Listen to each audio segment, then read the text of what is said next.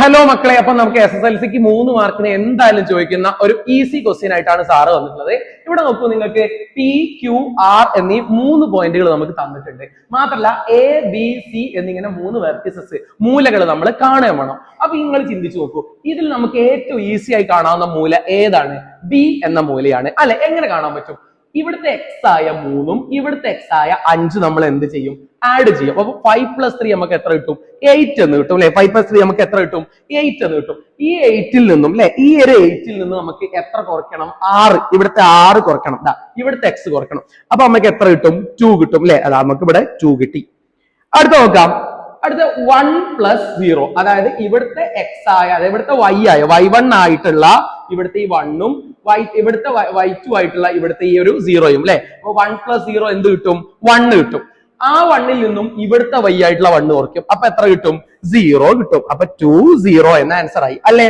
ഇനി നോക്കൂ, ഇനി നമുക്ക് ഏറ്റവും എളുപ്പത്തിൽ കാണാവുന്ന പോയിന്റ് A ആണ്. ഓക്കെ, നോക്കാം A എങ്ങനെ കിട്ടും. നോക്ക്, 2ലേക്ക് എത്ര കൂട്ടിയപ്പോഴാണ് 3 കിട്ടിയത്? 1 കൂട്ടിയപ്പോഴാണ് 3 കിട്ടിയത്. ഓക്കെ, 2ലേക്ക് 1 കൂട്ടിയപ്പോഴാണ് എത്ര കിട്ടിയത്? 3 കിട്ടിയത്. അങ്ങനെയാണെങ്കിൽ 3ലേക്ക് 1 കിട്ടിയാൽ ഇവിടുത്തെ x കിട്ടൂലേ? 3ലേക്ക് 1 കൂട്ടി എന്ത് കിട്ടും? 4 അല്ലെ? 3ലേക്ക് 1 കൂട്ടി എന്ത് കിട്ടും? 4 അല്ലെ?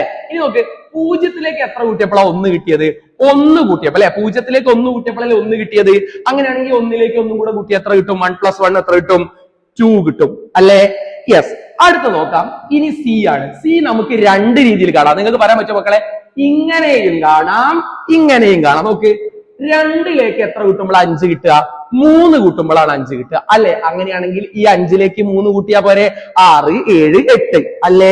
8 എന്ന് ഉത്തരം കിട്ടും അല്ലെ? ഇനി അടുത്ത y-ന്റെ കേസ് നോക്കാം. 0 തന്നെയാണ്. അപ്പൊ 0 അല്ലെ? 0ലേക്ക് 0 കൂട്ടി എന്ത് കിട്ടും? 0 തന്നെ കിട്ടും. ഇനി മറ്റൊരു ഇൻട്രസ്റ്റിംഗ് ഫാക്ടർ എന്താന്ന് വെച്ചാൽ, ഇങ്ങനെ മാത്രമല്ല, ഇങ്ങനെയും നിങ്ങൾക്ക് കാണാം. ശ്രദ്ധിച്ചു നോക്കൂ, 4ലേക്ക് 2 കൂട്ടുമ്പോഴല്ലേ 6, 6ലേക്ക് 2 കൂട്ടുമ്പോ എന്ത്? 8. 2ൽ നിന്നും 1 കുറച്ചാലല്ലേ 1. അപ്പൊ നീ 1ൽ നിന്നും 1 കുറച്ച് നോക്കൂ, എന്ത് കിട്ടും? 0 അല്ലെ?